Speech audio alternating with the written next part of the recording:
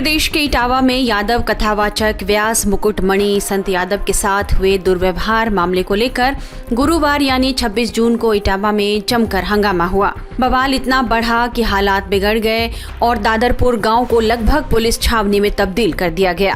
कथित तौर पर यादव समाज और अहिर रेजिमेंट के युवाओं ने गुरुवार को गांव में घुसने की कोशिश की और आने जाने वाले लोगों की जाति भी पूछी। प्रदर्शनकारियों की वजह से अफरा तफरी का माहौल हो गया और दादरपुर गांव के कई परिवार सहम गए। इस दौरान प्रदर्शनकारियों को पुलिस ने रोका तो बवाल खड़ा हो गया। पुलिस वालों पर भी पत्थरबाजी हुई और उनकी गाड़ियां तोड़ी गईं। इस पूरे उत्पात में एक नाम जो सबसे ज्यादा आ रहा है वह है गगन यादव का। इटावा कथावाचक प्रकरण में हुए उपद्रव के बाद थाना बकेवर पुलिस ने 20 लोगों के खिलाफ मुकदमा दर्ज किया है, जिसमें गगन यादव का नाम भी शामिल है। बताया जा रहा है कि गगन की अपील पर ही यादव बिरादरी के लोग 26 जून को इटावा पहुंचे थे और उन्होंने जमकर उत्पात मचाया और पुलिस पर पथराव भी किया। हालांकि गगन खुद इटावा नहीं आए क्योंकि आगरा पुलिस ने उन्हें वहीं रोक लिया। आइए जानते हैं कौन है गगन यादव, जिनके कहने पर बड़ी संख्या में लोग दादरपुर गांव पहुंचे थे। गगन इंडियन रिफॉर्मर्स ऑर्गेनाइजेशन नामक संस्था के फाउंडर और प्रेसिडेंट हैं। यह वही संस्था है जो भारतीय सेना में अहिर रेजिमेंट की मांग करती है, इसलिए इस संस्था को अहिर रेजिमेंट के नाम से भी बुलाया जाता है। गगन ने अपने सोशल मीडिया प्लेटफॉर्म के बायो में लिखा है कि वह युवा नेता हैं जिनकी विचारधारा समाजवादी है। हालांकि इस मामले में जब विवाद बढ़ा तो सपा ने उन्हें बीजेपी का एजेंट बताया है, जबकि बीजेपी ने उन्हें अखिलेश का करीबी और सपाई बताया है। दादरपुर के बाहर मचे उत्पाद और कुछ गिरफ्तारियों के बाद गगन यादव ने एक्स पर लिखा, कल इटावा में हालात बिगड़ने के बाद कुछ युवाओं को प्रशासन ने मौके से गिरफ्तार कर लिया। मुझे नहीं पता कि ये कहां से हैं, इनकी गलती क्या है, लेकिन मैं इतना समझता हूं कि समाज के सम्मान में ये सब मैदान में थे। दावा किया जा रहा है कि गगन यादव ने सोशल मीडिया पर दादरपुर गांव चलने का ऐलान किया था, जिसके बाद बड़ी संख्या में यादव समाज के लोग इकट्ठा हो गए। धीरे धीरे विरोध प्रदर्शन उग्र होता चला गया। प्रदर्शनकारियों और पुलिस के बीच नोक-झोंक शुरू हो गई। पुलिस की तरफ से लोगों को समझाने की कोशिश की गई, लेकिन बातचीत नहीं बनने पर भीड़ को तितर-बितर करने के लिए बल का प्रयोग किया गया। गांव के निकट कुछ लोगों द्वारा उपद्रव करने की कोशिश की गई थी। इस संदर्भ में कुछ लोगों को हिरासत में लिया गया है। कठोर कार्रवाई सुनिश्चित की जाएगी। मौके पर शांति व्यवस्था कायम है, कहीं भी उपद्रव नहीं है और जिन्होंने यह कृत्य करने की कोशिश की है विधि के अनुसार कठोर कार्रवाई पुलिस। लेकिन पत्थरबाजी में पुलिस की गाड़ी टूटी और लगभग कितने लोगों की संख्या का हुजूम था जिसको पुलिस में फायरिंग भी करनी पड़ी? नहीं, पुलिस ने कोई फायरिंग नहीं की है और कठोर कार्रवाई हम लोग कर रहे हैं और अभी पूर्णतः शांति है।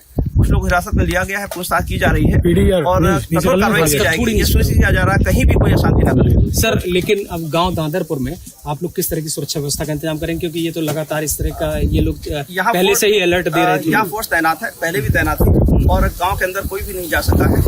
रोड पर कुछ लोग आए थे और जिन्होंने अशांत फैलाने की कोशिश की थी, उसी के अनुसार कार्रवाई की गई है। हिरासत में लिया गया है और कठोर कार्रवाई विधि के अनुसार की है।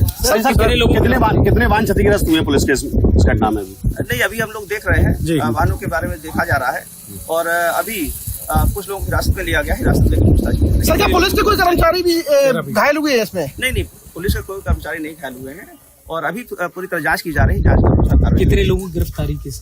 अभी कुछ लोगों को हिरासत में लिया गया है। अभी पर्याप्त संख्या भी बताई जाएगी, आपको पूर्ण अभी ब्रीफिंग की जाएगी।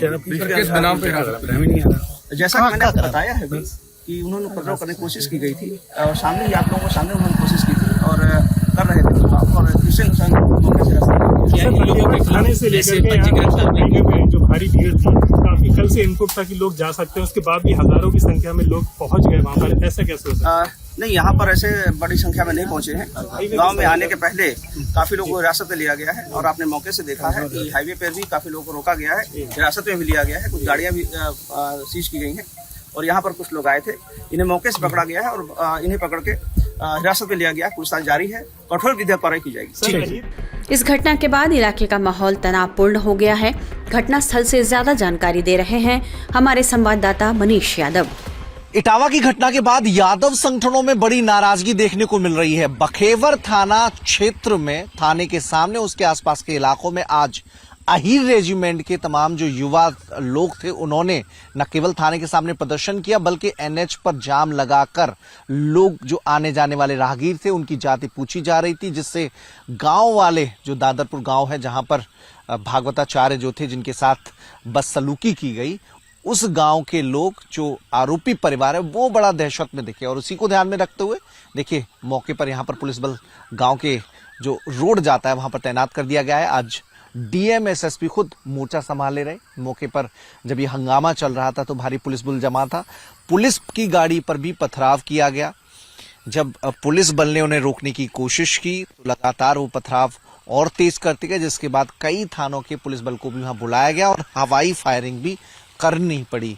तो ये स्थिति आज यहाँ की इटावा में हुई। हालांकि मुख्यमंत्री इस घटना को लेकर काफी गंभीर हैं। कल उन्होंने कहा भी था कि प्रदेश में जाति संघर्ष फैलाने की एक सोची समझी रणनीति के तहत साजिश की जा रही है, लेकिन ऐसा उत्तर प्रदेश में होने नहीं दिया जाएगा। और उसी को ध्यान में रखते हुए एसएसपी और डीएम से भी बातचीत करके उनको जरूरी कार्रवाई करने के निर्देश मुख्यमंत्री योगी आदित्यनाथ ने दिए हैं। वहीं स्थानीय लोगों ने इस घटना के बारे में क्या बताया है, ये भी सुनिए। दादरपुर कांड में कथावाचकों के खिलाफ एफआईआर दर्ज करने के बाद कल गांव के बाहर उपद्रव देखने को मिला था। यादव संगठन मांग कर रहे थे कि एफआईआर को खारिज किया जाए। जानबूझकर अपने बचाव में ये एफआईआर गांव वालों ने दर्ज कराई है और यादव संगठनों ने बखेवर थाना इलाके को घेर लिया था। पुलिस से झड़प भी हुई थी। आज मैं इस वक्त दादरपुर गांव में मौजूद हूं। आज यहां पर जो शांति पसरी हुई है, हालांकि पुलिस लगातार गश्त कर रही है। कल डीएम एसपी भी गांव पहुंचे थे, गांव के लोगों को भरोसा दिलाया था कि उनकी सुरक्षा से कहीं कोई समझौता नहीं किया जाएगा। ये वो जगह जहां पर ये कथा हुई थी।